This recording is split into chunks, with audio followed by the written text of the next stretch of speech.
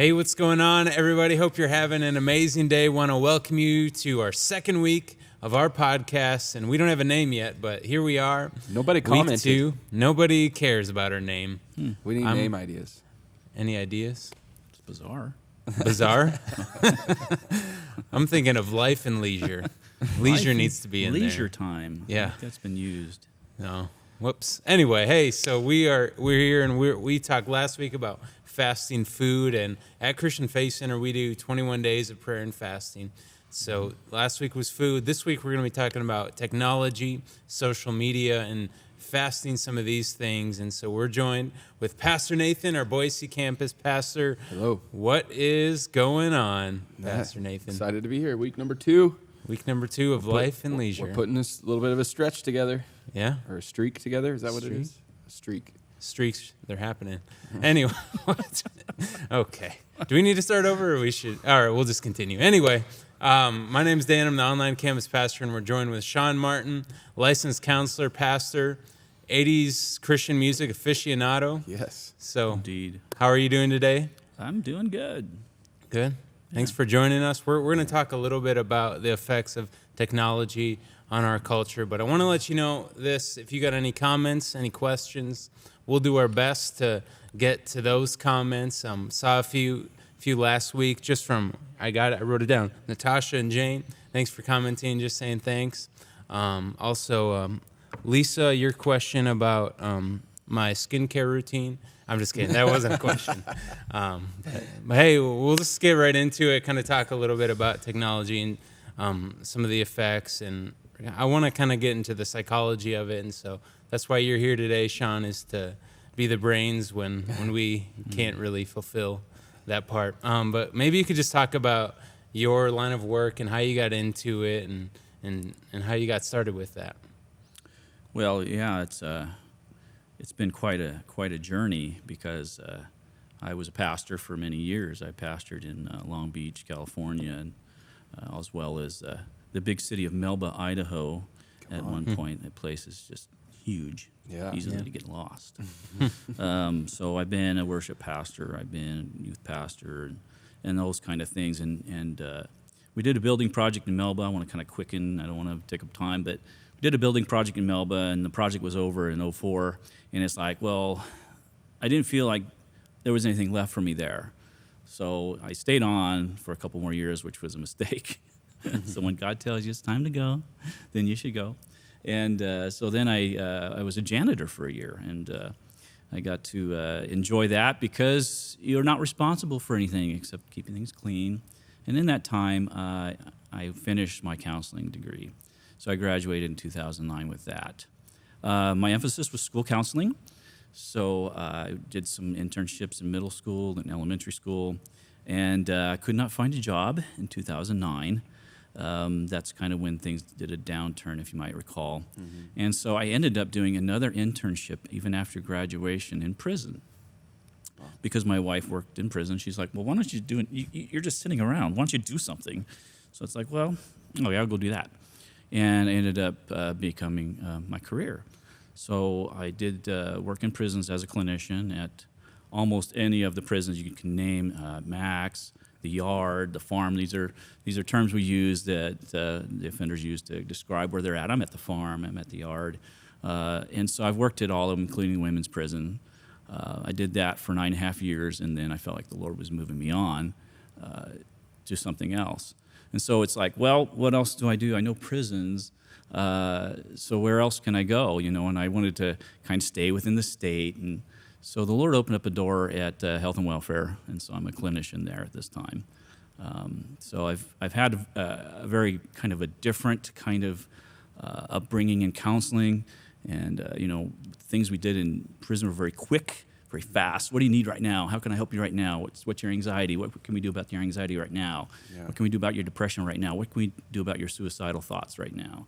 So we'd have to really jump in and move quickly with things like that. So, folks that tell me, I've been in therapy for years, like, wow, I mean, that must be amazing. I don't know how that works because, the only kind of counseling I've done, and I've been in counseling myself at one time. So even that is like, okay, help me out and let's get going and let's get moving. So Yeah. when it comes to these kind of things, I'm very solution focused and want to get it done, see what we can do quickly. Yeah. I love that your experience, is also in the ministry as well too, with people. And I think that brings, so much, I guess just depth to your line of work when you, can look at, the science and the physiology around what's going on in the mind and all of that, but also, the spiritual side of things. And I think that brings a lot of wisdom, that you have in your line of work. So that's really cool. Tell us a little bit more. Maybe you can expound. I'm so interested, what that would look like in prison, on an average day, for what you can share, I guess, with the general public. What did that look like for you to be a clinician in prison? Well, it varied from the levels of custody, and using the word offender could be offensive. So I want to back up and, inmate might be a better term, or, prisoner. I'm not sure. But working at Max was very much through the door. So people were, they're locked. It's high security. People are there because oftentimes we're afraid of them and we want to be safe. So a lot of our work is done in safe environments, like through the door, or they'd put them in a place where there's like a cage, and it sounds very inhumane, and it is. I hate it, but that would be where we'd work with them. Lower levels of custody. I did sex offender groups at what's called the farm, which is minimum custody. There, you're face to face. You're talking to people. You're working in a group setting. The same as South Boise Women's, where it was a lot of groups, working with grief and loss and stress management, things of that nature. Done mostly in groups, though we did do some counseling one-to-one. But you're always aware, of safety and security, and you want to make sure that, you're above reproach at all times. Right. So it was very challenging. It was never a dull moment. Sure. There's a lot of things that go on that I know I'm, how do you want to say it? I don't want to say I'm scarred, but at the same time, there are things that have challenged me to not be cynical, because when you're in that environment all the time, it's very negative, and you kind of develop a negative view of people. It's like people are problematic. People have all these issues. People have all this stuff. And so, thank God, Jesus is the one that revives us and refreshes us, and being in his presence is what has kept me, and the ability to do that for almost 10 years in that environment. It was the Lord. There's no question about it, because I would bring people to him because I knew I can't help this person. Even though I'm there to help, really, there's not much I can do. And I'm bound. I can't share Jesus. I'm working for the state. I can't. I just can't go. Hey, you really need to get saved. That's what, if you need just Jesus. If you just and you don't want to bring like a track in there and kind of shove it under the door. But no, you can't do those things. So I felt my prayer time was very much away from that, where I would pray for them when I wasn't face to face. Like, God, give me the things to say.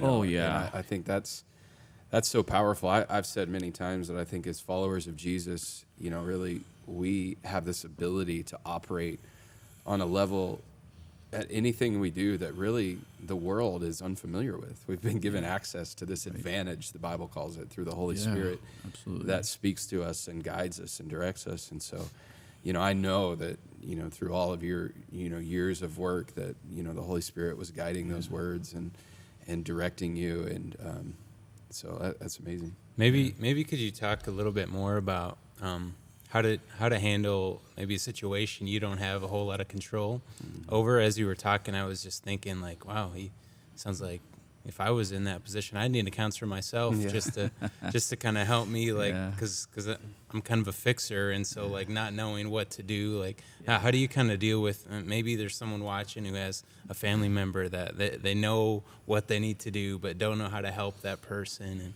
just kind of feel helpless in that situation? Yeah, that's a great question, because I learned after a while that listening is huge, and empathy, care, compassion.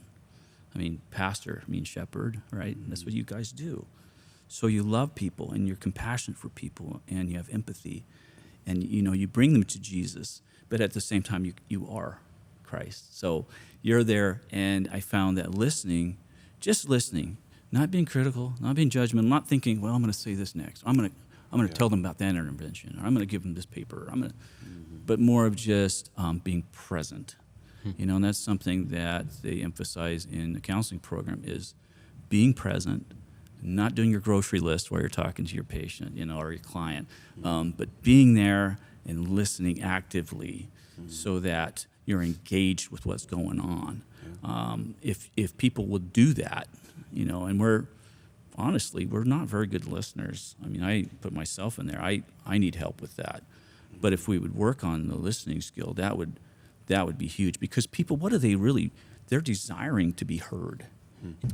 So I've sensed in society, and really seen in society, there's a growing emphasis, if you will, that I've seen even over the last couple of years of mental health, and really books and Netflix documentaries and different things that are starting to come out. It seems as though the mental health issue or crisis or challenges that we're having as a country are beginning to be a little more widely accepted or talked about or anything. I know myself, even as this past year, I've been in some counseling. My counselor has told me that what he's seeing is that COVID has taken what already had been the highest mental health numbers that our country had really seen before COVID, and they've just made that even worse as people are locked away, and as COVID has maybe accelerated some things in people's lives. What in your experience have you seen as far as just the mental health issues across our country right now? Yeah. So a lot of it, as you've already said, is isolation. So when you isolate people, it's going to exacerbate the symptomology they already have. So I can tell you from the work that I do now, the telephone calls I get oftentimes are people who are isolated. There's no family, nobody to talk to. They're what we used to call navel gazing, some of it. They're looking down at themselves, and they're trying to understand why they're thinking the way they are and why they're doing what they're doing. Some of them are quite mentally ill that call us at various hours, and they just want to check in, or here's what I'm seeing, here's what I'm feeling. They want to see if do a reality check with us. So for the seriously mentally ill, we're definitely seeing an exacerbation of symptomology. We're also seeing definitely an exacerbation of suicidality. So people are more suicidal because they feel cut off. They're not able to do the kind of activities that they're used to doing. Even after, we've been in this for a year almost now, people are still unable to do the same things they did, a year ago. Yeah. The gym, or, the tavern, or, going out to eat in a normal kind of way. Because now we're all socially isolated, and you don't feel connected to anything when you go someplace. So that has a lot to do with it, I believe, is just the isolative nature. Now, there's also a component of science where we're getting to understand the brain better, and that's happening more and more.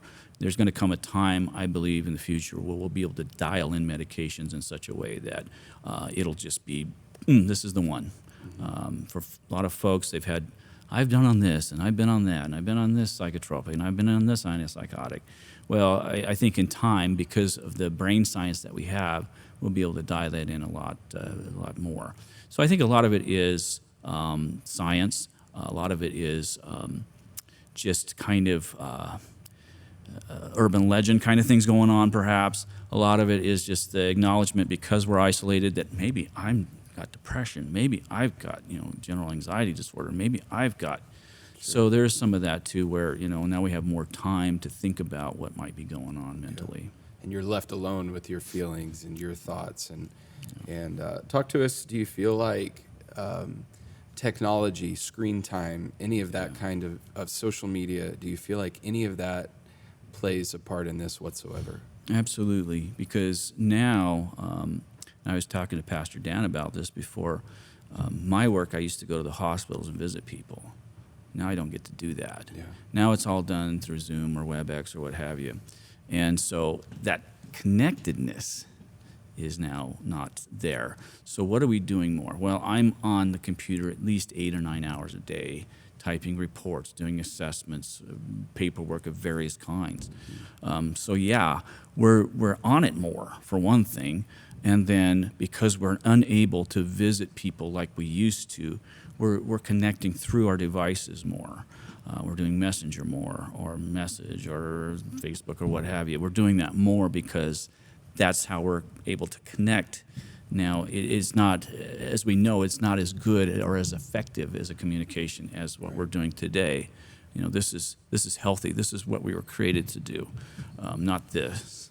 Right. You know, I love that cartoon. People go to heaven, they don't have their device, and they're wandering around, and the angels are like, what is that guy doing? He's acting weird. Because we're just so connected to these things now. Yeah. And I think that's a big part of what we're seeing. You know, and that's why we should be praying, Lord, let's roll out this this shot and get people better, please, quickly, Yeah. so we can have some sense of normalcy. Could you talk a little bit about, through a parent's lens, just kind of maybe seeing your kids and this generation, and maybe some of the changes? We read a book I think it was this summer, called The Ruthless Illumination of Hurry. That was hard to say. Hurry.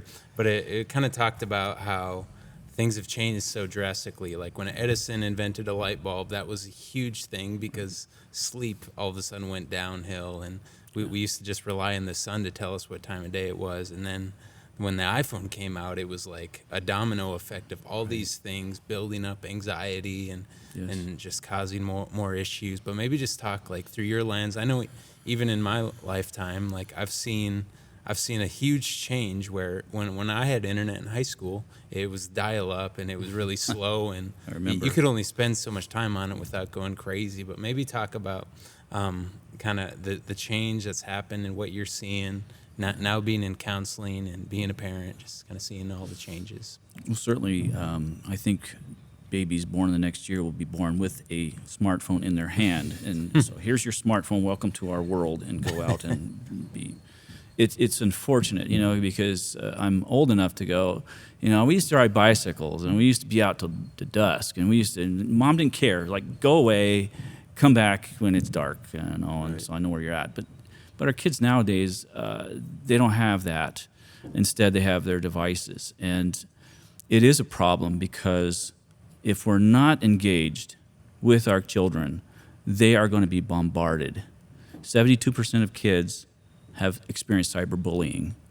And this is something my own kid has experienced.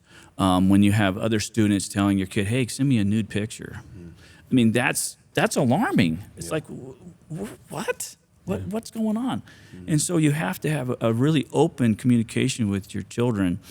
And we know that there are apps and there are ways to police what our kids are consuming, and we have to take advantage of that. You know, we have Common Sense Media, we have other sources like Focus on the Family that can help us police and keep informed on what our kids are consuming, because they are consuming it. Yeah. They are just on those devices, and sometimes you have to go, hey, give me your device, and then they go get on their laptop, right? So, but you know, we have to be involved. The time for parenting far is over, you know, and we don't want to be helicopter parents where we're just, you know. But at the same time, we have got to be involved, and we've got to ask those questions. What are you looking at, and be able to, you know, give me that. I want to see what you're doing. Right. Which, you know, they'll go, Dad, my invasion, my privacy, or whatever.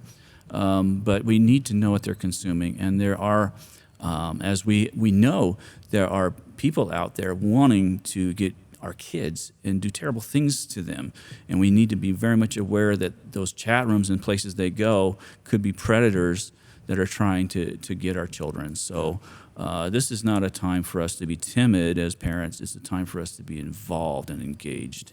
So good.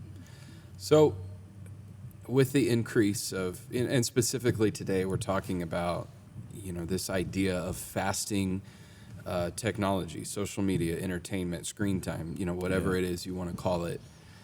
Do you feel like, in your experience scientifically, that that screen time, technology, social media is causing a rise in mental health issues? And what does that look like, if so? Yeah, definitely. It's creating more anxiety and more depression and stress. And why is that? Because I look on social media and Bob just got a new boat. Well, I don't have a new boat. Yeah. Or Frank just went to Europe. I mean, we know that because of COVID, these things aren't happening as much. But comparing ourselves is not healthy.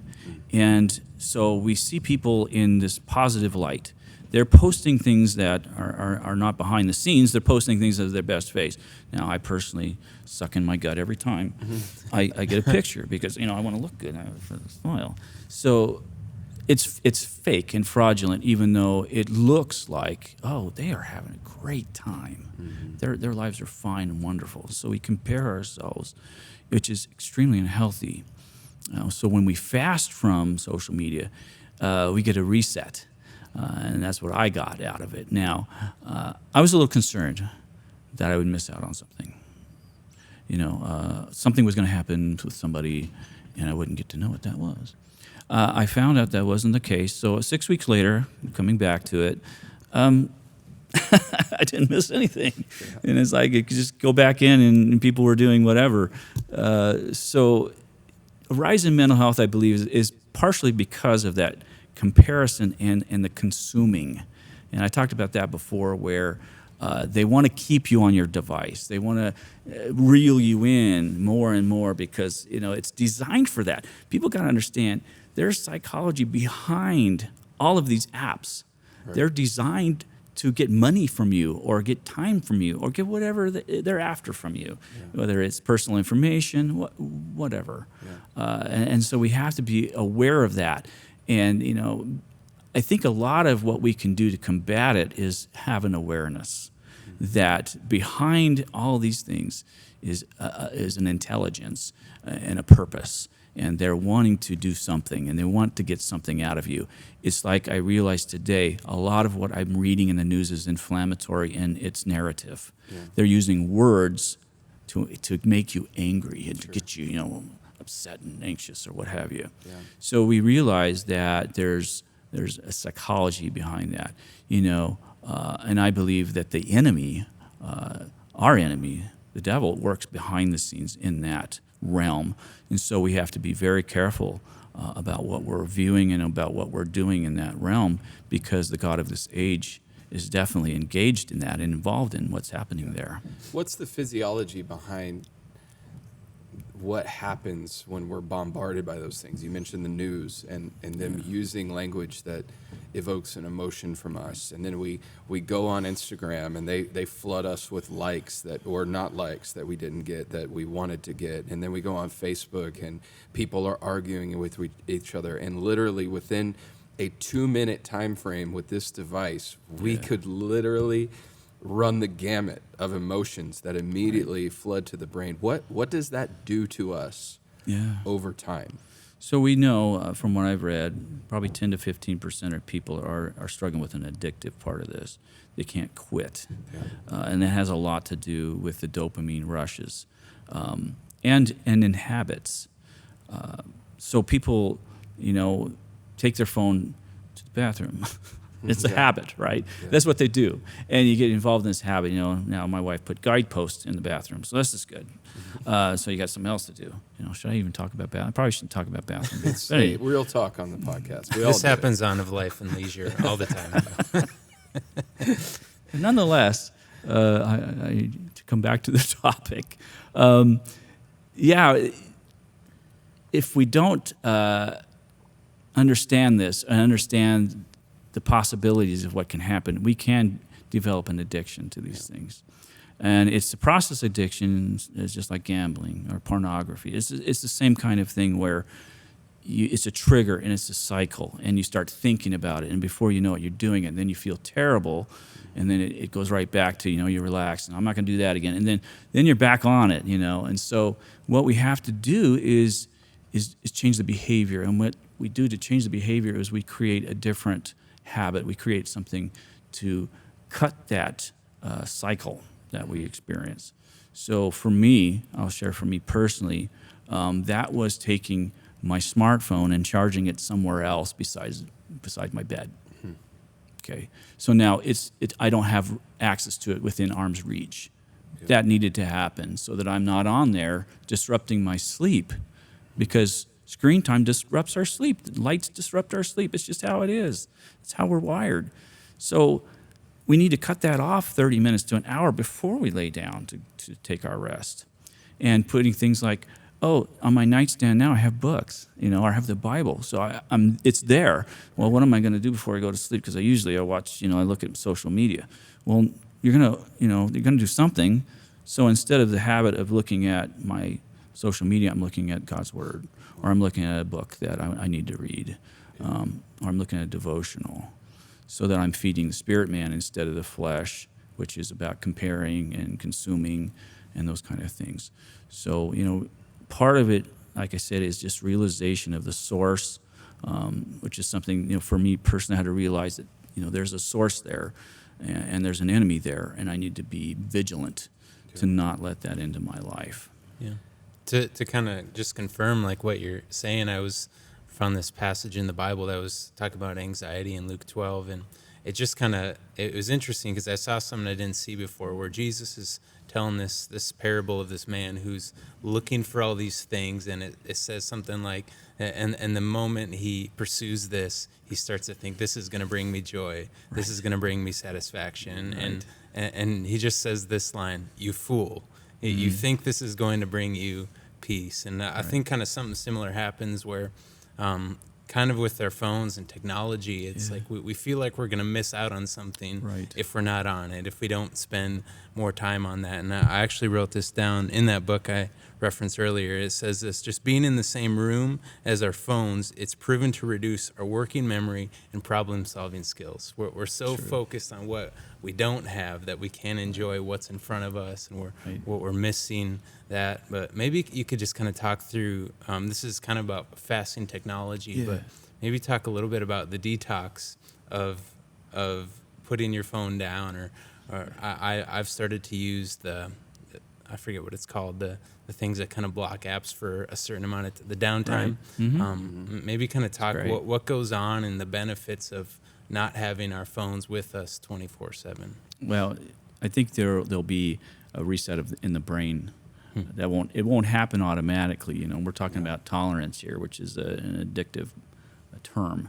Tolerance is where it takes more and more of something to get the same high.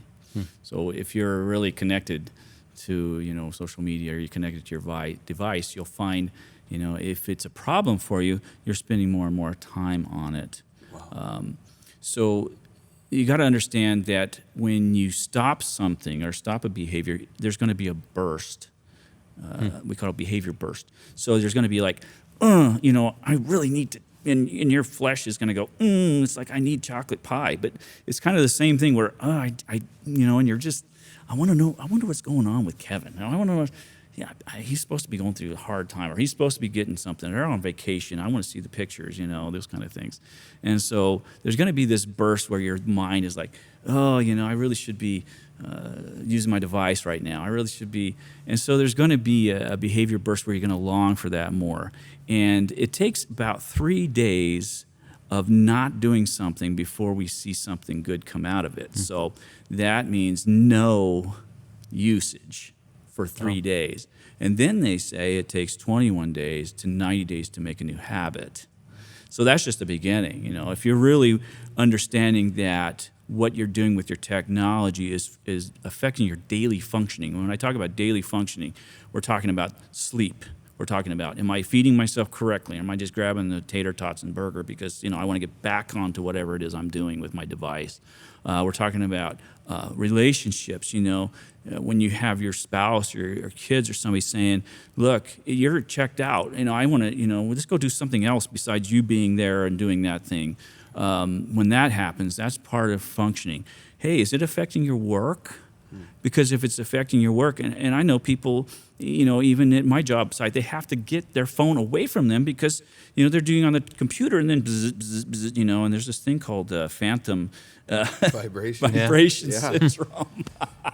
Which those are new terms we have to come up with. Phantom vibration syndrome. When I think of phantom, I thought of people I used to work with that would lose a limb and they'd have what's called phantom pain. There's no appendage there, but they'd have phantom pain. So now we have phantom vibration syndrome. So we have to realize that there's going to be some trouble initially. But here's the thing that I think we forget. We have an advocate. The Holy Spirit is with us. And if we call on the name of Jesus, guess what? He's going to empower us to do what we need to do to get healthier. Yeah. He's going to help us. And also, what we need to do is have relationships with people. The first thing we do when we have a problem is we isolate. It's a male problem, right? Men to isolate. And people know what's going on. Yeah. And that's what we do. But we need each other, and it's time to reach out to a brother, It's like Pastor Ray calling me last night. It was perfect timing. Jesus knew it because I was really nervous about this. I was like, oh my goodness, there's so much stuff I need to look at and read and develop. And Pastor Ray prayed for me. And it's like that relationship, that prayer is what I needed. And I think that's going to be the benefit to help people get away from an addiction of this nature. Now, I think there's probably Celebrate recovery groups. If there isn't one yet, there probably will be some that will show up for technology. It just seems to be that's where we're going to end up going. Yeah. So anxiety, depression, stress, all of the many things that go along with overuse of technology, and I'm talking about overuse, where it's affecting daily functioning. Those are going to be concerning and need to be addressed. Wow.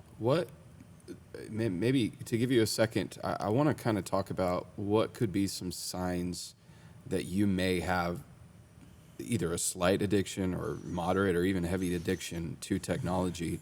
And maybe you can think about that. But I think even for me personally, this is something that I think even in the past few weeks has just hit me hard because as I've prepared for this 21 days of prayer and fasting, the Holy Spirit really laid it on my heart to go 1 week without any technology screens at all. So this next coming week, my family and I are going to do that after this is released. But in kind of preparing for that, I started kind of like testing the waters to see what that would be like. And I disabled, all of my Facebook, Instagram, YouTube from my phone for, a number of days this past week.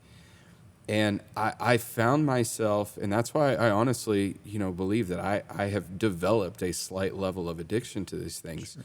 Because I found myself not missing the content that I found on Instagram or Facebook. I found myself not missing even being up to date with, like we had talked about, with what was happening in the world or with other people. I found myself just reaching for my phone to just scroll through anything.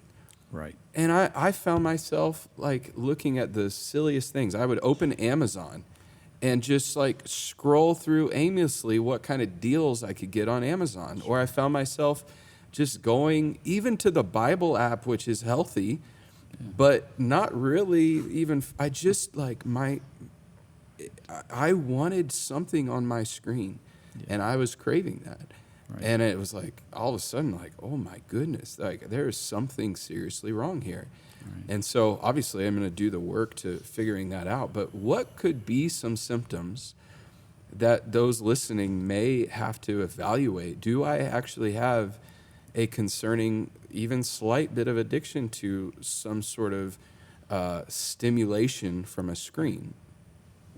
Well, I think you hit on something that is true for all of us because we're all using this stuff now, and we use it a lot. So if you're going to stop using it, you're definitely going to sense that something's missing. It's that phantom, phantom pain, phantom stimulation syndrome. Desire. It's that desire. It's that, and so doing a dry run like what you're doing is a good thing because you're going to have to figure out what are the triggers, what is making me want to do this. Boredom, well, I need to find something else to do, besides this. Is that reading? Some people aren't readers. Is it time to put on the jacket and go outside and get some fresh air? Okay, maybe that. Is it time, this is still using your phone, but should I call somebody Yeah. and maybe go have coffee or something? Is it time to break that cycle? And I think that's, how would you know? It's when you're trying and you find yourself struggling. There's got to be something going on. If I'm going to fast from this and I find myself thinking about it, being triggered by it, like something's missing and I'm missing out on something, then it's time for a healthy break, like what you're experiencing. Is it safe to assume, you mentioned a word earlier that I can't remember, but is it safe to assume that over time, like for instance with boredom, that we, like an addiction, we temper things based upon a constantly moving standard of boredom, if that makes sense? So, for instance, we are, 5 years ago, boredom was different than what it is now, because we've slowly, our tolerance, I think maybe was the word you used, our tolerance for boredom over time, as all of this stuff is at our fingertips now, Right. has gotten lower and lower and lower. And I find myself sometimes, guys, I'm just being real, where I am watching a television show on TV and there is something happening and I am not entertained enough. Right. And I then have to grab Instagram to watch this television show while I'm also scrolling through Instagram, because Right. that it's like a hit, It like is. my tolerance level for that boredom has changed Right. over time. And is there truth to that? Absolutely. Like I say, you get a dopamine hit Yeah. every time you get a like, and this you is need proven more through dopamine. Yeah, this has been. Yeah, of course we like it. It's the feel good neurotransmitter. I feel better. Oh yeah, hey, and it's the same neurotransmitters used during sex and eating. These kind of things that are pleasant for us. Right. Exercise. So yeah, absolutely, and we get kind of we get used to that. We live in a society of instant gratification, so we're no longer having to wait. Amazon's a great example. A day or two, I can have stuff. I don't have to go shopping anymore. It's going to be at my door in a day or two. So it's almost like instantaneous gratification, and it is rewiring our brains.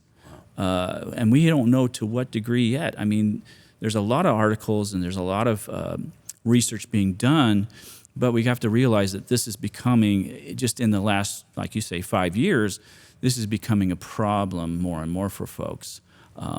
Most of the articles I read are, they say, well, these are terrible things that it does to you, but here's the benefits, right? Because, now you're connected and you can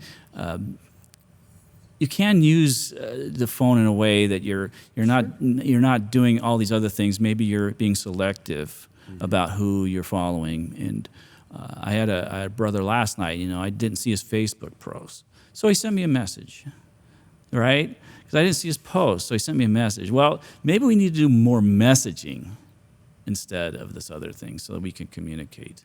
Yeah. Yeah. Just a side note, as we were talking, I got a text message and I am dying to read it right now.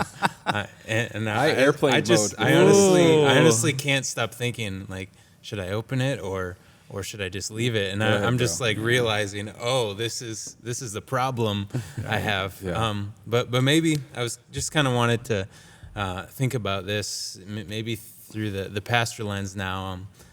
Just kind of thinking about the spiritual benefits of fasting, entertainment, social media. Like, is it possible that maybe we're missing some of the things that God wants to say to us because we're so distracted by comparing to somebody else or all the other things going on in our world right now? Right. Well, here's the thing I realized, and Pastor Jordan preached about this not too long ago.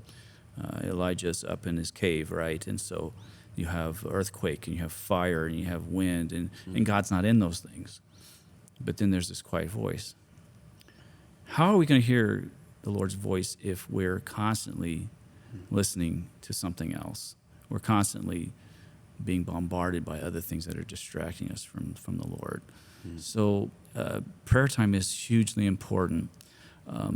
At one time, I was a student of Pilates, which is an exercise that focuses on breathing and muscle groups. Yeah. Focusing on breathing, you realize that's elemental. That's a basic form of life.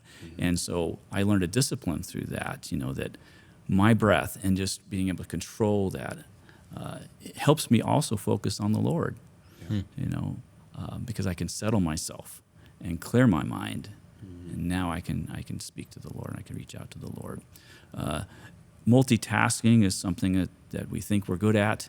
We find that we do all these different things at one time. It doesn't make us good at any of them. So we have to be able to set aside the things that are confusing us and that are bombarding us in order to really focus in on what the Lord wants to do. And that's through His Word. We have to actually engage in it. Yeah. So we've kind of talked about,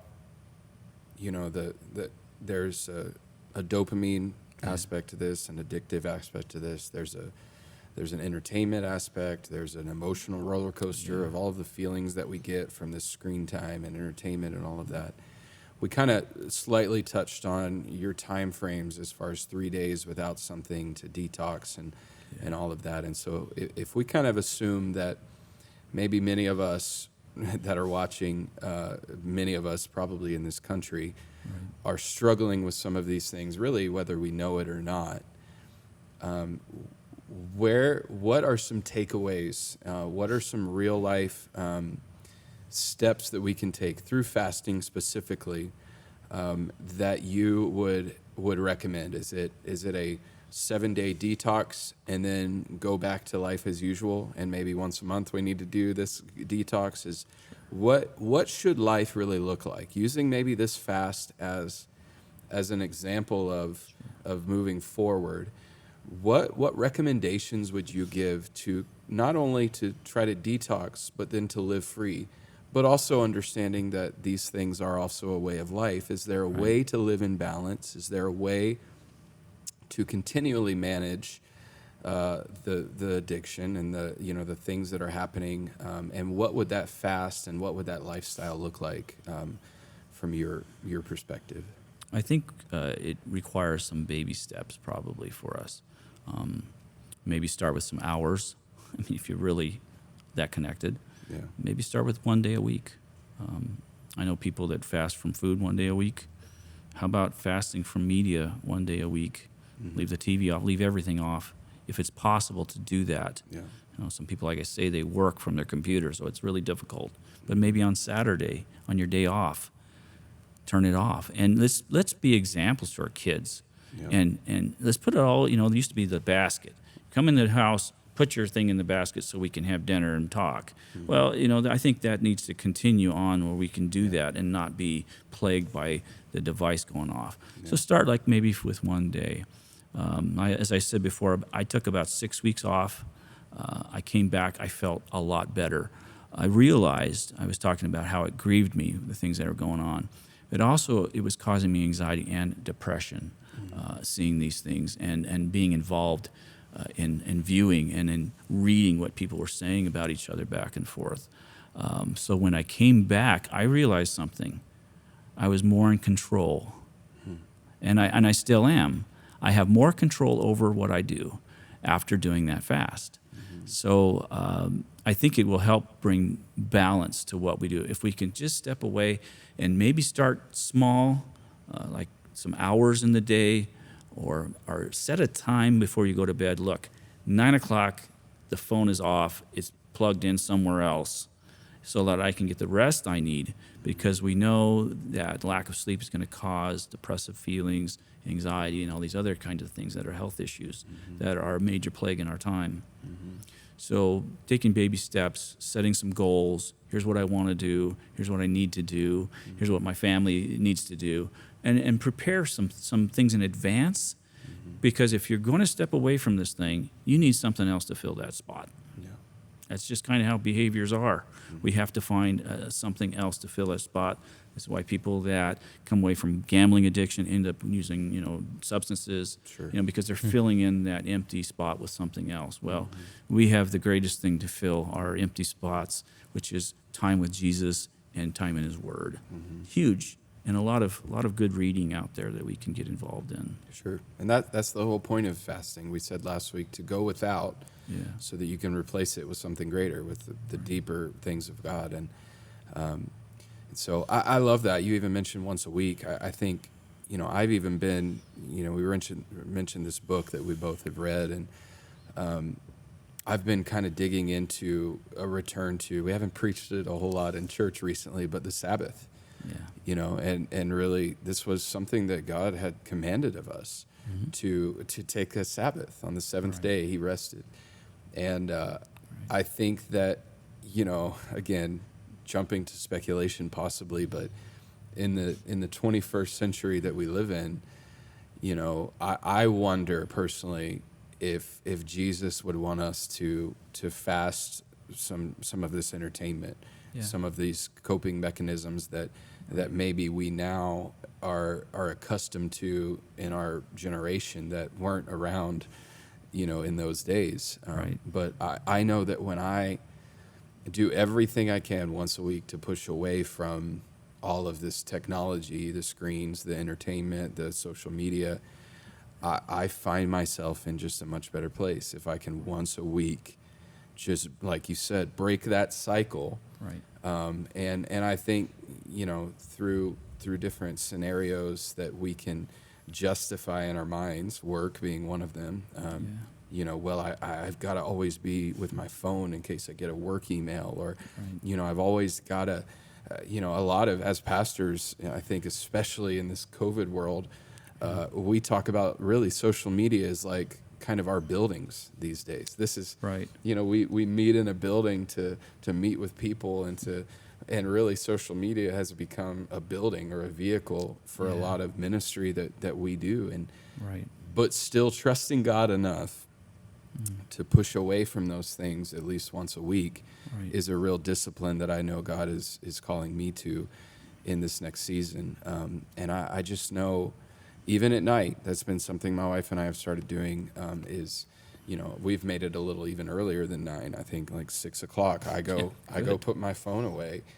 And, it is wild. Just the relief that I feel in my spirit when my phone is in another room. Right. It is, I'm just telling you, I personally am on this journey with all of you right now. Right.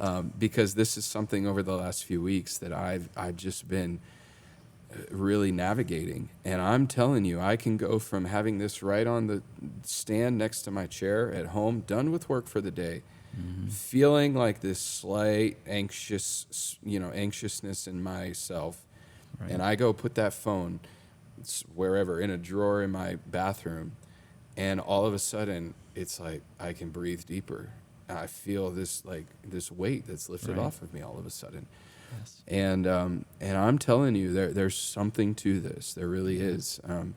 And as we, as a country, and I think it's going to take some discipline. We preached about this past week, that many times I find that the promises of God come with some assembly required. Right. And one of those points was that the promises of God are going to take some work, some construction. Right. And I think that this is something also that, like we found, I'm sure with your 6 weeks of being off social media, with me pushing away from these things, it takes a level of discipline to actually do it, and not Yes. justify these things in our mind. And you just be like, you know what? I'm going to trust God enough to make sure that I'm going to be okay even though I don't know what's happening in the world potentially, or that I'm going to be okay even though I may have to reply to a text message 12 hours later. The world is going to keep spinning, things are going to keep going, and I'm going to discipline myself enough to go without, to push these things away so they don't control me, but I control them. And I just think that as we can make that shift, hopefully, and honestly, we encourage, I think that's where we're going to land, is we encourage everyone to find a way to, even through baby steps, to fast some of these things over the next week even. As we're in this 21 days of prayer and fasting food is important. We learned last week that it helps both our spiritual selves and our physical bodies. And I think technology is another one of those. And so maybe any just closing remarks or any thoughts, but I'm just seeing so much value in this personally. So Yeah. I just was kind of thinking about this as you brought up finding something else to cope when you remove something, just kind of filling that with some other thing. When COVID happened, I was one of those people that I'm not always going to the gym, but that was a season where I was going to the gym, Right. and then it was just over, just like that. And I haven't been back since. But I kind of realized at that point, I need to find something to replace, because I know if I'm not doing something physical on a daily basis, I start to get stressed. It just seems to happen. And I know in the church world, we talk about getting the word and pray, and yes, obviously that's our main thing. But also along with that, I've noticed I need something physical to kind of fill that. So I just started playing basketball in my neighborhood just on a regular basis, because I had nothing else to do. It's like I can go on 12 walks a day, or I'll go to the park. And so I've just kind of learned, I think what you said about coping is so important and so helpful, and just finding your thing that's going to work. And I think a physical activity, whether it's going to the gym or running or even just going on a walk, I think is a huge part of just kind of saying no to this thing and then saying yes to something else. Yeah. Yeah. You have to plan for it, Mm-hmm. for that to happen. So, Well, yeah, and that's another thing. You know, everybody's different. You know, basketball's not my thing, but walking is. I can go for a brisk walk with my wife, and that's another thing I was thinking as you were talking, is like, if you have a partner, it really helps. So if your spouse is on board, hey, this is what we're going to do. You agree? Yes. You hold each other accountable, and that's huge. You know, we used to call these things, when I was a clinical supervisor, electronic collars. You know, like collar, right? Because they follow you wherever you go. So we need to realize that can be a problem for us and put it aside. There's some scriptures I'd like to read. I wrote them down because I don't want to misquote them. that's good. And I don't remember so well sometimes. But Philippians 4:8, you know, whatsoever is true, honest, just, pure, lovely, a good report. If there's any virtue and if there's anything praiseworthy, meditate on these things. And a lot of what we get through our devices is none of those things. Right. Yeah. And so we have to dwell on those things, you know. And also, you know, the fruit of the Spirit, love, joy, peace, patience, kindness, goodness, faithfulness, gentleness, self-control. Those things we may not find on our devices. But those are the things that the Lord wants us to focus and dwell on.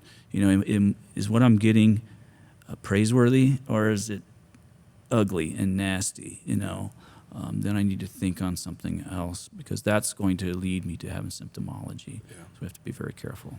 What, maybe just as we close, what would you tell everyone? You know, what's your one sort of beckoning cry, if you will, for people listening? You know, I even think of the people that, you know, maybe say, well, I don't have a problem with that, but they're not necessarily taking any steps to avoid having a problem with that.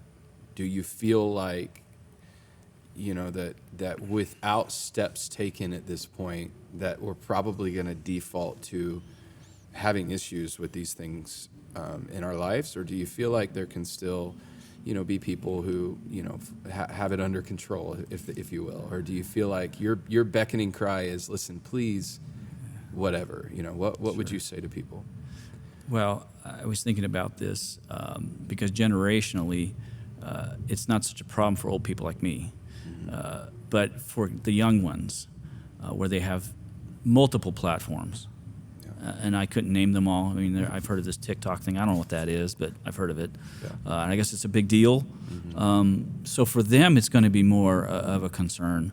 And I think we have to really be in relationship. And this is why what you do and have done in the youth program, I know you're not probably doing that now because you're doing this more, but for the younger folks, the young marrieds even, they're going to need more involvement at this level, because it's not going away, and we can't go back, in the past and start over. These devices are integral part of our lives, and it's like, what would you do without it? Right. Well, when you fast, you'll find out you'll do other things. Yeah. But is it going to continue to be a problem? Yes, I think it will. I know I read that there was a crazy high percentage of students over the last years that they said they wanted to be a YouTuber when they grow up. Sure. Yeah, it was the grew number up. one Yeah.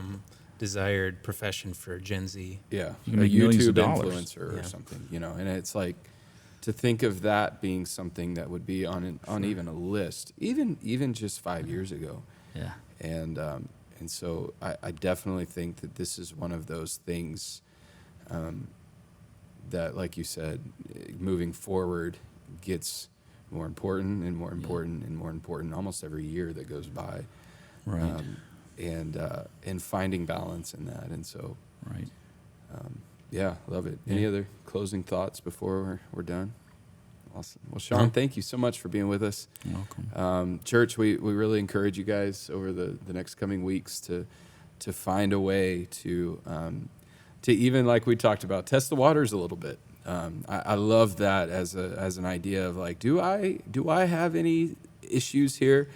Man, try to go a day without turning the TV on or without social media or without any sort of screen time and see as kind of a litmus test what that looks like. Right. And then honestly, I think, to find a way to do something from there. If you're not happy with those results, then be a part of doing something. I think we had a lot of takeaways from this of maybe 1 day a week, 3 days, 7 days, as long as you need to sort of break that cycle and then make it a part of your rhythm from there to not let it get bad again. And so, Yeah. Awesome. I thought that was amazing. Thanks Yeah, so much thank for you so joining much, us, Sean. Sean. Thank That you, was brothers. incredible. Hey, thanks again, guys. We will see you again next week. Have a good day.